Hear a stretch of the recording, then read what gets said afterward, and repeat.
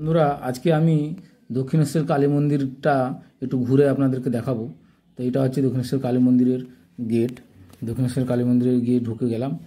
দৃশ্যটা খুব ভালো দৃশ্য, সুন্দর দৃশ্য। এখানে গাড়ি রাখার জায়গা। তো দক্ষিণেশ্বর কালী মন্দিরে অ্যাকচুয়ালি বিকাল 3টা থেকেই খুলে। তো আমিও 3টার সময় পৌঁছে গেছিলাম। তো সেখানকার আজকে আমি সোমবার দিন গিয়েছিলাম। তো সোমবার দিনে প্রচুর মানুষ জল ঢালতে এসেছিলো। সেখানে সব পূজা নিয়ে যাচ্ছে, লাইন ধরে পুজো নিয়ে যাচ্ছে। পুজো নিয়ে দিতে গিয়ে সেখানে লাইন ধরে দাঁড়িয়ে থাকতে হচ্ছে, এমন অবস্থা। প্রচুর মানুষ, প্রচুর অসংখ্য মানুষ এসেছিলো সব। আর চৈত্র মাসে তো সবাই জল ঢালতে যায় বেশিরভাগ লোক, যার জন্য প্রচুর মানুষ সেখানে গেছিলো। তো এটা হচ্ছে গিয়ে ভিতরের একটু দৃশ্যটা দেখানোর চেষ্টা করলাম। একদম ভিতরে, মন্দিরের ভিতরে তো ঢুকতে দিচ্ছে না। ঢুকতে দিলেও যারা পুজো নিয়ে যাচ্ছে তারা যাচ্ছে, কিন্তু তাদেরকে কোনোরকম কোনো মোবাইল নিয়ে যেতে দিচ্ছে না। তো এখানে পাশের দৃশ্য দেখালাম। এখানে সব জিনিসপত্র কেনাকাটা করছে মানুষরা, সব বিভিন্ন রকম পূজার সরঞ্জাম, অনেক কিছু জিনিস পাওয়া যায় সেখানে কিনতে। তো সেখানে কি আমি তো খুব একটা নিলাম না, আমি একটা জাস্ট ওই পিতলের ঘটি একটা ঠাকুরের কাছে থাকবে, সেইটা এই দোকান থেকেই নিয়েছিলাম। পিতলের ঘটি আর পিতলের আম পাতা পাওয়া যায় সেখানে। আর এইখানে মানুষরা পূজার জিনিসপত্র সব কিনছে। তো মোটামুটি ঘুরে খুব ভালোই লাগলো। এখানে সব পুজো দিতে যাওয়ার জন্য লাইন ধরে লোকেরা সব দাঁড়িয়ে আছে, সব লাইন ধরে যাচ্ছে, সব একদিক থেকে লাইন ধরে। প্রচুর মানুষ সেই পূজা দিচ্ছে সেদিন। তো এখানে সিকিউরিটিও খুব টাইট আছে। কোনোরকম কোনো মোবাইল বা কোনো কিছু ব্যাগ ট্যাগ কিচ্ছু নিয়ে ভিতরে ঢুকতে দিচ্ছে না। এই দিক দিয়েই সবাই ঢুকছে।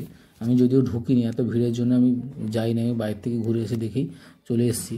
তো ভিতরের দৃশ্যটা দেখুন, খুব ভালো লাগছে একটু। এখানে দৃশ্যগুলো দেখুন। এবারে গঙ্গার দিকে আমি একটু যাব। গঙ্গাতে সবাই চলে যাচ্ছে, সেখানে গঙ্গাতে স্নান করছে। সেখান থেকে জল তুলে নিয়ে এসে জল ঢালছে। আমি গঙ্গার দিকে যাব। গঙ্গার পাড়ে এইসব মূর্তিরা বসে আছেন। এখানে এই ছবিগুলো একটু দেখালাম। দৃশ্যটা এইটা হচ্ছে মন্দিরের পিছনের দৃশ্যটা, গঙ্গার পাশের যে দৃশ্যটা একটু দেখালাম সেখানে। তো এই দৃশ্যটাও খুব ভালো। এদিকে সবাই গঙ্গার ধারে সব স্নান করছে। আমি সেদিকে একটু গেলাম, একটু গঙ্গা জল নেব বলেই এই ঘাটে নেমে গেলাম। তো এইখান থেকে গঙ্গার দৃশ্যটাও খুব দারুণ, একদম অপূর্ব দৃশ্য দেখা যাচ্ছে, একদম সুন্দর। সবাই ফোন নিয়ে মোবাইল ছবি তুলতে ব্যস্ত। কেউ বা স্নান করছে, কেউ বা গঙ্গা জল নিচ্ছে। আমিও জল নেওয়ার জন্যই নেমে গেলাম একটু। তো এইখান থেকে আমি পুরো গঙ্গার দৃশ্যটা দেখানোর চেষ্টা করছি।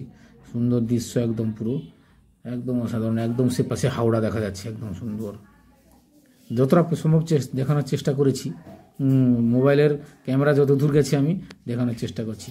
তারপরে একটু মন্দিরের দৃশ্যটা আরেকবার দেখিয়ে দিলাম। এখানে মা সারদা দেবীর একটা ছোট্ট মন্দির আছে। এখানে এই দৃশ্যটাও দেখালাম। এই দৃশ্যটাও খুব সুন্দর দৃশ্য। তো এটা হচ্ছে গিয়ে, আর পাশেই যে বড় একটা পুকুর আছে সেইখানে সেই দৃশ্যটা একটু দেখানোর চেষ্টা করলাম চারদিকে ঘুরে। এটা হচ্ছে মেন মন্দির। দূর থেকে পুকুরের পাশ থেকে তোলা, তো ফলে একটু ছোট লাগছে। এটা মেন মন্দির। যাই হোক, দৃশ্যটা খুব অসাধারণ ছিল। তো যাই হোক, ভিডিওটা আজকে এই পর্যন্ত। দেখা হবে পরবর্তী কোনো ভিডিও।